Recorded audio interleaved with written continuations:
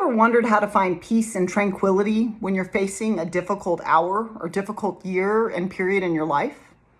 My name is Heather Feather. I'm the owner of Rare Bird Medicine, and today's topic is Sea of Tranquility, which is a song on a dope album by Book of Love that I used to listen to a bunch as a teenager, if you want to check out some new music. I love Book of Love. How do we get into that sea of tranquility, you guys, when we're really facing a trying period? And sometimes that trying period has to do with something that's going on in our personal, intimate lives. And sometimes that trying period has to do with the way we are and how often we are holding the world in our awareness and aspects of the world that we do not like that are becoming stressors and cortisol increasers in the body, the stress hormone. One of the things you can do that I would say is quite powerful, it's one of the ways actually my sister, when I used to struggle with depression a lot more, she told me, when you're depressed, you're kind of insular and inside yourself and thinking only of yourself. And if you get outside of yourself and go and help someone, if you go volunteer and you're able to help someone, then you'll recognize that you make a difference. And when you're stuck way inside of yourself, busy being sad and poor pitiful pearl and feeling sorry for the self, if you can go and serve others and help others, you'll recognize how powerful you are. And it does cause a great increase in some of those positive hormones in the body, right? You can feel the love of hugging someone. If you hug them for long enough, you'll release oxytocin, which is the love hormone. So one of the things we can do is, if there's some way that you're viewing the world, viewing one of your labels, your sexual identification, your gender, your culture, something that you're dealing with that you feel passionate about having change in the world, you can spend an entire lifetime complaining about what you go through with your sexual identification as a part of being this culture, XYZ culture, or whatever that label is. Or you can complain about this part of the world over here and what they're doing and blah, blah, blah. You know what I mean? And you can do that ad nauseum. And you can do that all the way to the grave. And then you will have spent your life expressing a lot of hot air about what you didn't like. And that's definitely an option. I'm not here to judge it. Another option, though, is to rise.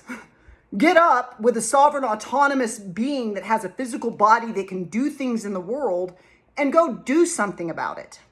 Do something, anything about it. Whether you want to contribute your finances because you're a workaholic and you don't have time to go volunteer, whether you want to go contribute your time because you have time to volunteer or can make time for it because you care about this and you're passionate about it. You can shift things in our world with your behavior and with your actions. It's actually a very powerful way to shift your point of reference. A lot of times the pain and discomfort you find yourself in, all of a sudden you'll find yourself in a community of like-minded people that are difference makers that are doing something about the situation. So that's always available. Action is always available. Using action, using one's influence to make a difference is a very different way to hold any given topic that causes suffering. Another option is to accept what is. You can accept it. I think it was in Illusions, which I love. I love Richard Bach. He's a phenomenal author. Illusions, I used to call it my Bible in junior high because I would just read it over and over again because it talked about the illusory, hologram nature of life that Heather focuses on so often, because it gives me tremendous peace to understand this is holography reflecting consciousness. If we blow up the world, we'll create another one because we need a field in which to experience the results of our consciousness, right? And we enjoy that. That's how we are evolving and coming to understand ourselves, I believe. Always possibly wrong, that's what I believe. So in the book Illusions, one of the things, I think it was Illusions, could have been Conversations with God, but he said, what you resist persists. And what you resist persists because what you place your attention on, your powerful creative mind, your creative awareness on, you are increasing in the world. Now there's XYZ amount more of attention on this thing. So if you place your attention on that which you resist, that which you do not want, that which you do not like, it's important to note that you are every single day of your life collapsing waves of probability, subatomic waves of probability into particles with your consciousness. This is as a result of the double slit experiment. This is what's occurring. Those subatomic particles are made of emptiness. You're collapsing waves of probability that are made of emptiness into the particles of matter that are also made of emptiness that you are witnessing, that becomes the fodder of the world that you experience. You are creating a world with your mind. And so instead of resistance is a certain type of frequency, right? And so we see this word a lot in the modern age. But resistance, if I'm resisting something, I'm pushing against something that is there, that I'm witnessing and experiencing and speaking to and pointing to in the field. There's that thing I don't like, let's push against it. You could also turn around and embrace what you love, embrace what you choose, embrace the world you choose to see. Now that can occur through volunteering, but it can also occur from accepting shadow teacher. The moon has always chased the sun, and the sun has always chased the moon. You know, there's always been the darkness of the night where it can give us frights and we can't see what things are, and the luminous light of the day in which we can clearly see what things are, and our nourishment can be produced in the field, you know, with the sunlight of our days. So these things have always been present. There's never been, Heather says it often, a day in this world where we didn't have false evidence appearing real, fear-based teachers, shadow-based people doing shadowy things. We've also, the entire time that we've had people here, have had light-based people that are doing light-based, love-based things, right? And so if history repeats itself, looks like it does, and we see that consistently, I've never known a day, not a single day at our school, where we didn't have shadow teacher present with a light, where the moon didn't chase the sun, if you will. False evidence appearing real, or pressure or mud to make the diamond, the love, the lotus blossom that is so fragrant and wonderful. Your diamond mind is being potentially cultivated into a certain level of luminescent truth, and your luminescent heart, as it holds that luminescent truth, because what we think about, we feel about, is perhaps being evolved into an enlightenment state of being through the trial, tribulation, challenge, trauma. So one of the things you can do is just accept it. I accept this. If you have physical pain in your body, you can accept it. There's a tendency when we have physical pain in our body to push, oh, I don't want it, I don't like it. But to just fall into it. This hurts, let me fall into it. What is this? Yes, body, what would you have me know? You're clearly communicating with me, you know what I mean? Do I need to maybe do some yoga stretches? Is this a gas-based pain, which can be quite painful? You know what I mean? Or is this like, I have cancer? Do I need to start researching moringa and like consider my diet and my exercise and my lifestyle and see if there's anything that needs to change in the way I'm living? Maybe I've been working very hard and I live really healthy, but I haven't been enjoying my life or laughing. Maybe I need to have some laughter medicine, you know? But we can look at anything in the physical realm that is uncomfortable and just fall into it, fall into that space and ask the body, what is this? What is this pain you're giving me? What do you want me to know? What medicine would you like me to pursue? You know, I welcome that into the field too. Aside from the physical component of being able to accept and fall into what's occurring, on a mental level, we can accept what's occurring. The world has always had, I think, in every body I've ever taken up, I've been every culture, every gender, every sexual identification, every iteration of incarnation that a being can be from my perspective. I don't recall having any lifetime where I didn't have two-leggeds I didn't agree with. It's not the design of this place. So we can accept the design of this place and decide what influence we are going to be. What influence do I want to be in the design? Instead of policing and correcting the entire world, instead of pulling, splinters out of my brother's eye, let me see if I have any planks in mind. Let me make sure that I am walking the talk, being the being I want to be, focusing on the things I want to focus on. How often am I embracing what I love?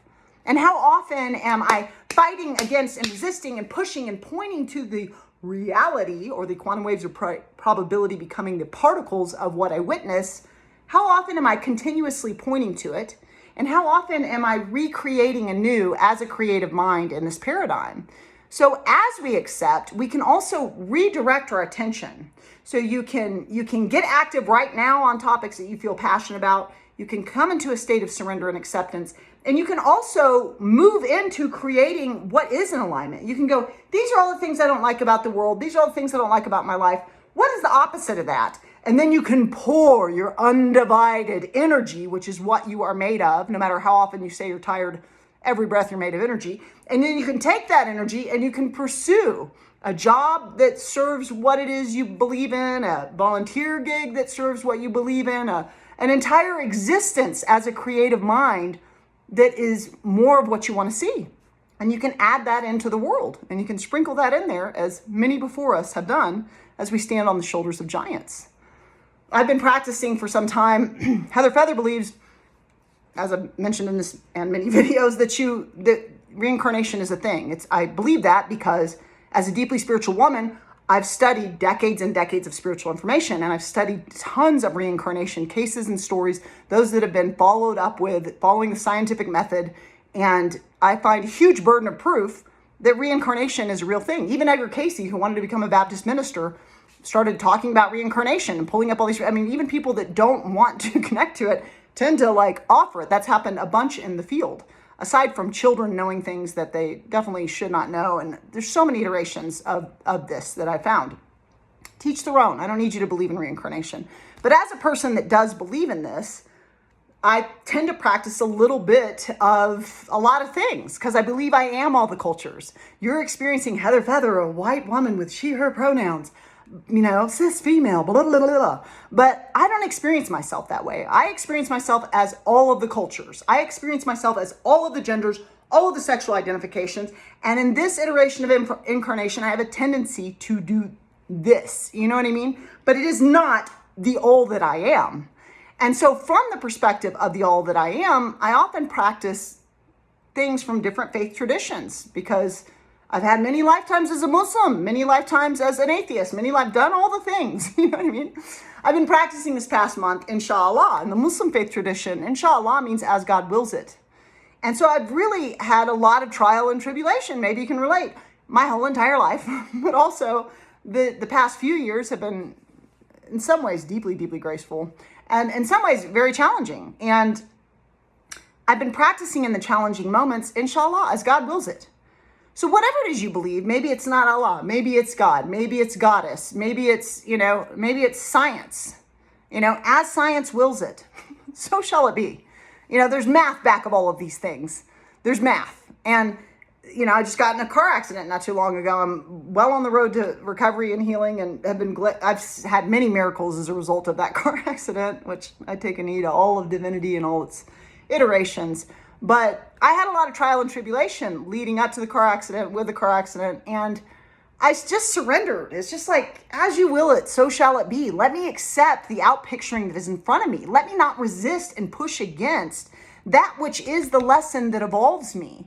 If it is pressure that makes a diamond, let me not whine and anytime the pressure comes, because this is the thing that is evolving me. Let me allow, let me surrender, let me embrace, let me give a grace to the trial and tribulation that may be the very mud I need to become the fragrant bloom of the lotus blossom that I can be. Let me take the darkness and use that as the fodder to become the in light I'm meant to be. And be in the light of what I believe to be the most profound thing, love.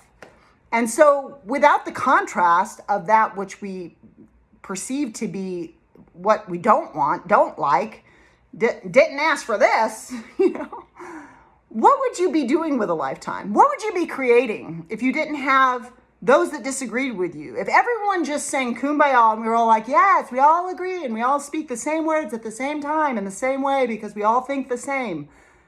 Did you want to do that for eternity?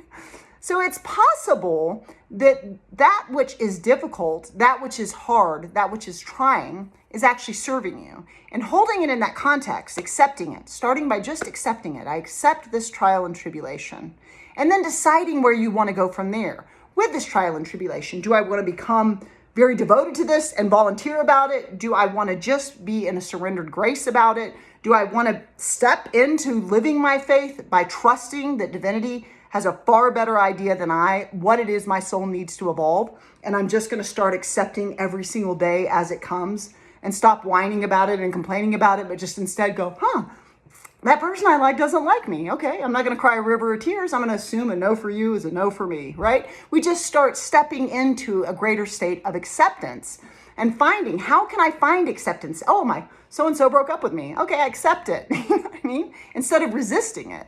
You can always subscribe to Rare Bird Medicine on YouTube. Like and comment there. I always love your thoughts. I'm Moon.